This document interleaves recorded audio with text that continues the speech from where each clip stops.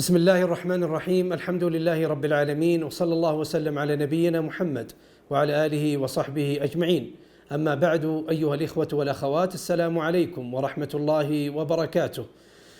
الوالدان بابان من أبواب الجنة، وهما سبب وجودك في هذه الحياة، ولعظم حقهما قرن الله حقه بحقهما فقال: وقضى ربك ألا تعبدوا إلا إياه وبالوالدين إحسانا.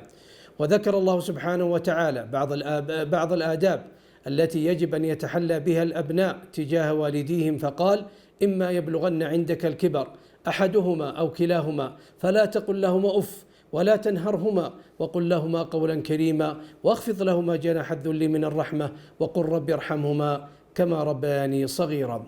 الوالد من أوسط أبواب الجنة. قال النبي صلى الله عليه وسلم: الوالد أوسط أبواب الجنة، فإن شئت فاحفظ هذا الباب أو ضيعه. وقال النبي صلى الله عليه وسلم عندما جاءه ذلك الصحابي فقال: يا رسول الله، من أحق الناس بحسن صحابتي؟ قال: أمك. قال: ثم من؟ قال: أمك. قال: ثم من؟ قال: أمك. قال: ثم من؟ قال: أبوك.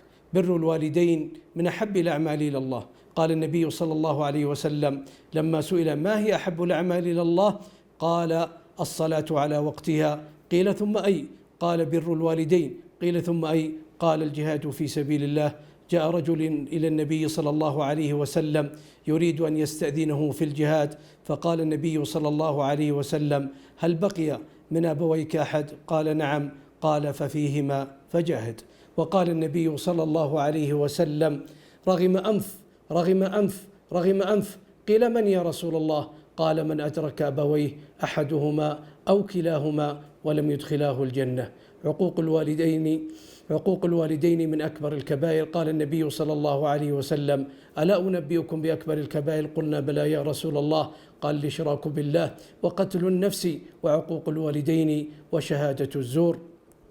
وكل الذنوب يؤخر الله ما شاء منها إلى يوم القيامة إلا عقوق الوالدين والبغي وقطيعة الرحم، فإنه يعجل الله لصاحبها في الدنيا على ما يدخره منها في الآخرة. بر الوالدين دين ودين. بر الوالدين قصة أنت تكتبها ويرويها أبناؤك من بعدك، فأحسن الكتابة. بروا آباءكم تبركم أبناؤكم. نسأل الله سبحانه وتعالى أن يجعلنا وإياكم من البارين بآبائنا وأمهاتنا، وأن يرزقنا برهم أحياء وأمواتا. وصلى الله وسلم على نبينا محمد. جمعية الدعوة والإرشاد وتوعية الجاليات بأبها، بالدعوة نحيا.